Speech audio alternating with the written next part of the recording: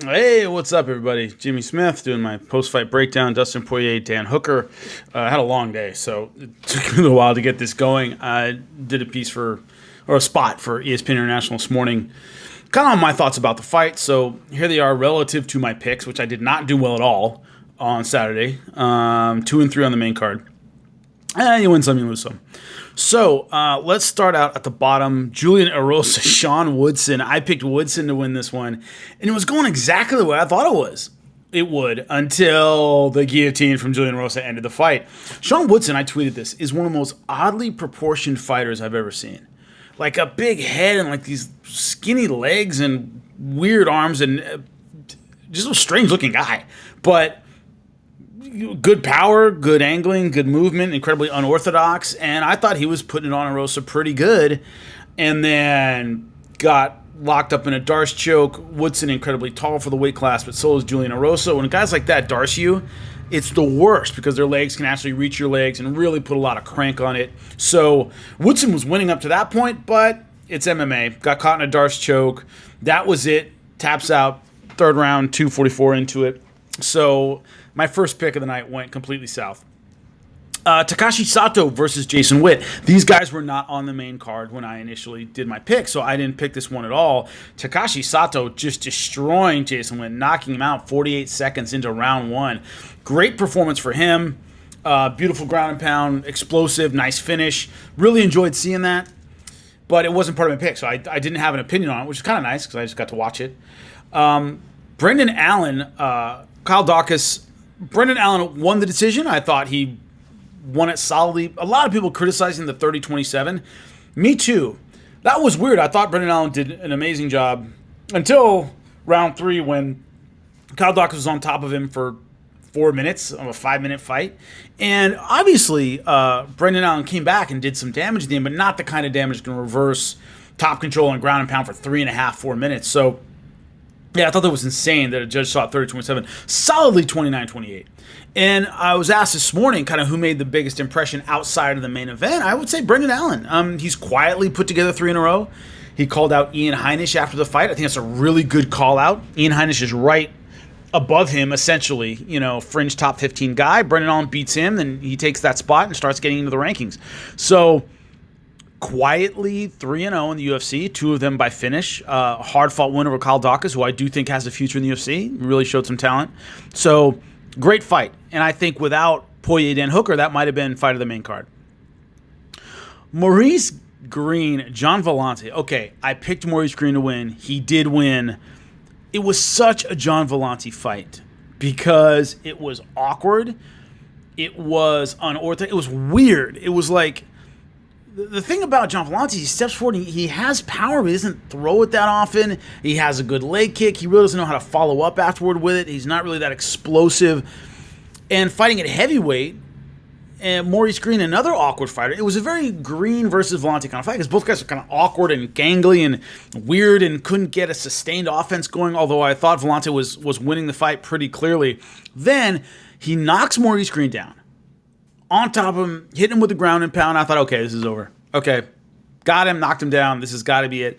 And then he gets him in a janky arm triangle from half guard, which if you know anything about jiu-jitsu, I've seen that work 1 or 2 times in 20 years. And against nobody, guy. I mean, white belts probably tapped to that thing. But it was one of those weird things where the only reason it really worked is Maurice Green had really long arms and was a lot bigger and was just able to wrap him up and crank it in a way that John Vellante couldn't escape, even though he was on top in half guard. It was insane. It was just a goofy end to a really goofy fight, So it was almost kind of fitting that it went that way. It was like these two guys who don't look like they've got their bodies figured out, fighting each other, and then he falls into an arm triangle choke from half guard. It was just nutty. Do I think Maurice Green does anything in heavyweight? Not really. I do not think he's an exceptional heavyweight. If you can't blow away John Vellante, I'm sorry, who's a middle-of-the-road 205-pounder, let alone heavyweight. So, anyway, it was just bizarre. So, do I think Maurice Green has a future heavyweight? Not really. He might have some interesting fights just because heavyweight, if you can occasionally knock guys out, you probably have a future. It's a thin division, too, and he's a big guy, but I don't see him going anywhere in terms of rankings. John Vellante, that might be it for his UFC career. I don't know. That was clearly an attempt to restart his career at heavyweight. It did not go well against a guy who's not a standout heavyweight. So he's got to be kicking himself today. Tap into that arm triangle from half guard, allowing himself to get caught in that. It's ridiculous. So anyway, I got that one right. Maurice Green gets a comeback win over John Vellante. Then the co-main event, I struck out completely. So I was doing all right up until this point. Mike Perry defeats Mickey Gall by unanimous decision, 29-28 across the board. 5 takedown attempts for Mickey Gall in a 15-minute fight against Mike Perry. That's insane. He should have been trying for the takedown from beginning to end, been consistent with it. You're the bigger guy. Yes, Mike Perry hits much harder, but you can wrap him up, put him against the fence, take some of the energy out of him. He stayed at medium range against Mike Perry, which is the only place Mike Perry is going to knock you out. The entire time, it almost looked like he was waiting for Mike Perry to overcommit and make a mistake or something to let him back in the fight, but hands up and kind of angling around the outside. I couldn't believe what I was seeing. Like, dude, wrap the dude up, commit to a takedown. Every takedown he went for were these simple, like, snatch single legs and high crotches that are easy to defend. You just push the guy off you. He wasn't getting underneath and committing with his hips to any takedowns. And then he wasn't kind of going Greco, wrap him up, try and get the body lock and take some of the energy away from Mike Perry. Mickey Gall looked gassed halfway through the second round against Mike Perry, who's not the most efficient technical guy on the planet. And it looked like Mickey Gall's gassing wasn't as good as Mike Perry's. And so a lot of people were saying online and stuff that, Mike Perry won the grappling exchanges, looked better in scrambles. Well, a lot of that to me was he would clip Mickey Gall before these grappling exchanges. So he would kind of go and get hit, and then Mickey Gall would end up hanging on to something. So partly, Perry didn't look bad on the ground. It was that he would also hurt Mickey Gall with shots, and so he didn't really have his head about him as he was moving around in these positions. But Mickey Gall never able to establish a takedown, never able to establish top control, never able to put physical pressure on Mike Perry. Without those things, you're going to lose.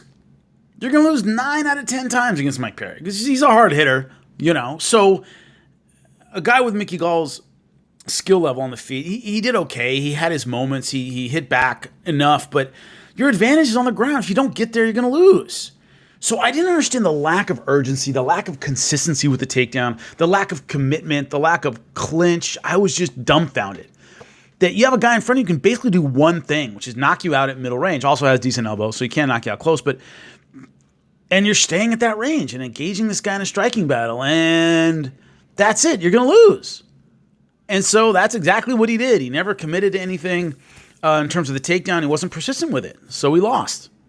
So anyway, and then of course the interview about the IRS and all that stuff, just classic Mike Perry. But yeah, so that went south. I picked Mickey Gall to win. Mike Perry ended up winning. Dustin Poirier, Dan Hooker.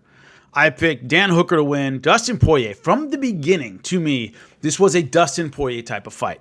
And what I mean by that is, even if, which he did, he won the first 2 rounds, Dan Hooker, I was sitting there going, this is not good for Dan Hooker. Even when he was winning, I went, man, if he doesn't finish him, he's in trouble. Why? High volume, high tempo, very close range, volume kind of fight. Those are not Dan Hooker's specialties. He's a good outside mover. He likes accurate strikes, those good combinations, but he doesn't usually win a war of attrition, even on the feet, where he's a great kickboxer. This was a Poirier-paced fight. So even in the first 2 rounds, where I thought Hooker was winning, I did not like what I was seeing. So Dan Hooker wasn't ever able to slow the fight down and make it about his strengths. Even when he was winning the kind of fight that Dustin Poirier liked. So at the end of round 2, if there are 10 seconds more in that round, Dan Hooker wins. He really had him in trouble. He was hurt against the fence. I think it took him a second when the round ended, and he kind of like bent over at the waist and put his hands on his knees. So like, dude, he might be done. Like, I really, when he it took him a second to kind of go, okay, ooh, that sucked. And he got it back in a minute and came back well and won rounds 3, 4, and 5. But so there are 10 seconds more in that round. I think he wins, but there weren't, and that's the way it goes. But in the first 2 rounds, Poirier didn't find a way to do 2 things. A, slow the fight down and take Poirier out of his comfort level, out of his comfort zone. 2, he wasn't able to sit down on punches enough. Now, this morning, when I did my thing for ESPN International, they led in with this quote from Chael Sonnen talking about the fight last night, and he goes, there was a time when Dan Hooker hit him with a 10-punch combination. He goes, I don't hit the bag 10 punches in a row. That's amazing. Yeah, but none of those punches dropped him. You shouldn't hit a guy 10 times and he's still on his feet. And it showed the combination. It was like boom, boom, boom, boom, boom. He was all over him. But no one shot really hurt Dustin Poirier. And it kind of showed that about Dan Hooker. He does have knockouts in his career, he does. But he couldn't sit down on punches enough to back Poirier off of him. Once again, 10-punch combination. One of those should knock you off your feet, right? Or you should take a knee on one of those. The guy should clinch or something. The fact he landed all 10 and none of them stopped Dustin Poirier, that was a problem throughout this fight. He couldn't crack him enough to get him off of him. So after round 2, he started wearing down, and Dustin Poirier just poured it on and was able to take the last 3 rounds and won the fight. That's where big fight experience helps. That's when being a lot of 5-round fights helps. That's when being wars with guys like Max Holloway, who has a similar style, and you're able to outlast him. When you're able to do that, you feel you can outlast anybody. For the boxing fans, a guy like Julio Cesar Chavez, back in senior, by the way, back in the day, he would just put pressure on guys. You might win the first 5 rounds, and then you start going, God, this guy isn't going away. And he just takes you down. That's the way it goes. Was vulnerable to the takedown a lot, but Dan Hooker's not a great grappler, so he couldn't really do anything with his top position. He was on the defensive a lot, defended the guillotine. Obviously, Dustin Poirier very slick off his back, so even when he got the takedown, he wasn't able to do a lot with it. And it was just a war of attrition that he ended up losing. His inability to make adjustments in the first 2 rounds, even though he won them, hurt him in rounds 3, 4, and 5. So great fight. Obviously fight of the night, one of the best. Fantastic fight. Hats off to both guys. But I was asked this morning what happens to both guys in terms of their future. What sucks is Dan Hooker lost a lot. I believe he lost more than Poirier gained, meaning Poirier is still the number 3 guy, maybe number 2. Might put him ahead of Tony Ferguson right now. But he just became the biggest Gaethje fan in the world. If Gaethje beats Khabib, some people go, hey, he beat Gaethje, let's see a rematch. If Khabib wins, there aren't a lot of people clamoring for a rematch of a fight that I don't think Poirier wins. I think stylistically, Khabib's a horrible matchup for him. It was one-sided when they fought before. So he's kind of stuck in that position of, God, do I take another fight in the meantime against a murderer at 155 pounds where there are no easy outs, or do I wait to see, hopefully, Justin Gaethje wins and I get a shot at him? So he's in kind of a holding pattern. It's Hooker that really went down simply because he was the fresh face. He hadn't fought Khabib yet. If Khabib wins and he beats Poirier, he might slide right in there. Now he's got to fight another murderer? Tony Ferguson, maybe? I would love to see that fight. That would be amazing. Charles Oliveira's waiting in the wings. Even the guys at the fringe, right? Even guys like Kevin Lee, that dude's a beast. There are just no easy fights in this division. So Hooker's to the point where he needs at least one more win to get back. And now he still has a big fan base. He's a big ticket seller. Obviously we can't go to Australia and New Zealand right now because of the pandemic, but he's got a big fan base. He has a big following in Australia and New Zealand, but he's got to win 1 or 2 to get back in title contention. That is not easy at this weight class. Not easy at all. And Paul Felder last night on Twitter, man, I'd love to come back for either one of these guys. You got a rematch with Paul Felder. That was a war last time. You're going to do that again? So Hooker's in a spot of, God, I got to win 1 or 2 to get back in it. And Poirier, depending on how Gaethje Khabib works out, could just wait it out. So Hooker falls. Poirier holds on to his spot, which might be enough. But great fight. Not a good night of picks for me, but hey, that's what happens. I'll see you before the next one, guys. Really appreciate you.